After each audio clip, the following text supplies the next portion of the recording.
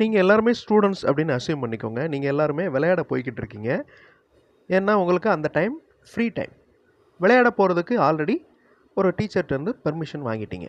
இப்போ ஸ்டூடெண்ட்ஸ் எல்லாரும் போய்கிட்டு இருக்காங்க. அப்போ பிரின்ஸ்பால் வந்து ஸ்டாப் பண்ணி எங்கே போகிறீங்கன்னு கேட்குறாரு. நீங்கள் இங்கிலீஷில் பதில் சொல்லணும். கீழே கொடுத்துருக்கிற வார்த்தைகள் பாருங்கள். Going, free, get. இப்போ we are going to ground to play. நாங்கள் கிரவுண்டுக்கு போய் கொண்டிருக்கிறோம். Present continuous tense. We are free now. இப்போ நாங்கள் ஃப்ரீயாக இருக்கோம். இது simple present tense. We have already got permission. இது ப்ரெசன்ட் பர்ஃபெக்ட் டென்ஸ்.